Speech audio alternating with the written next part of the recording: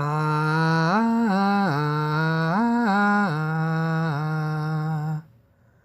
मुंहिंजो कुझु सामान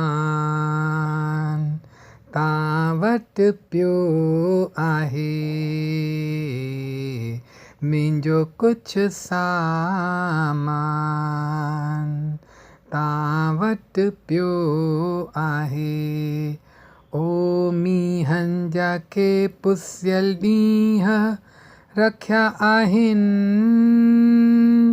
ओ ऐं मुंहिंजे हिकु ख़त में वेढ़ियल राति पई आहे।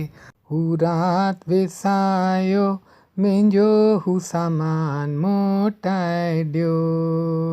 हू राति विसायो मुंहिंजो हू सामान मोटाए ॾियो।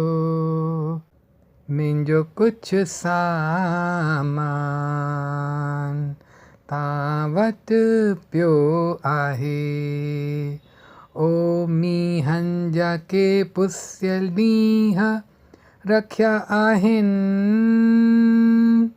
ओ ऐं मुंहिंजे हिकु ख़त में वेढ़ियल राति पई आहे। हू राति विसायो मुंहिंजो हू सामान मोटाए ॾियो। हू राति विसायो मुंहिंजो हू सामान मोटाए ॾियो।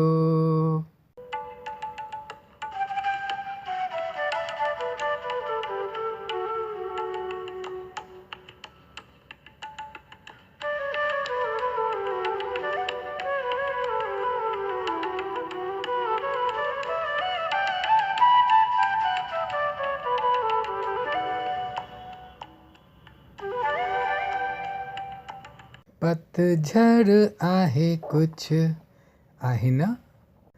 ओ पतझड़ में कुझु पननि जे किरण जी आहत कननि में हिकिड़ो दफ़ो पाए मोटाई हुई।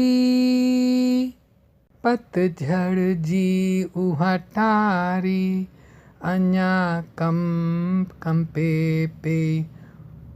हू टारी केरायो मुंहिंजो हू सामान मोटाए ॾियो।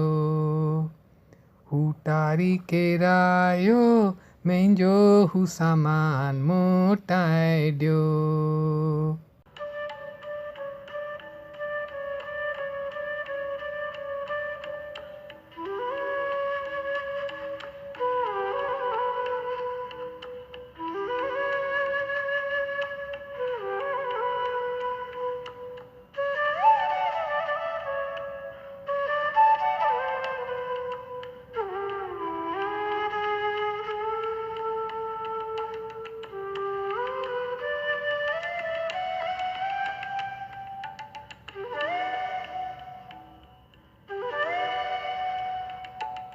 हिकु अकेली छठी में जॾहिं अधु पुसियासीं पे।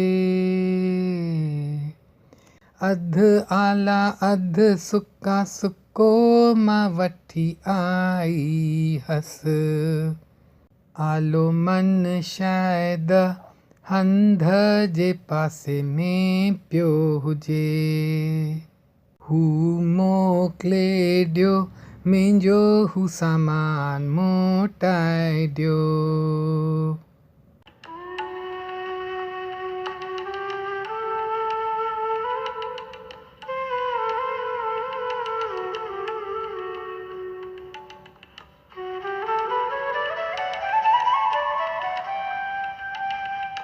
हिकु 116 चंड जूं रातियूं हिकु तव्हांजे कुल्हे जो तिर।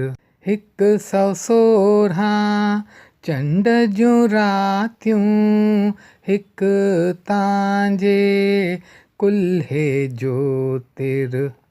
आली मेहंदी जी सुरहाण कूरा कूरा डोरा पाके कूरा कूरा वादा बि सभु यादि कराए ॾियो, सभु मोकिले ॾियो, मुंहिंजो हू सामान मोटाए ॾियो, सभु मोकिले ॾियो, मुंहिंजो हू सामान मोटाए ॾियो।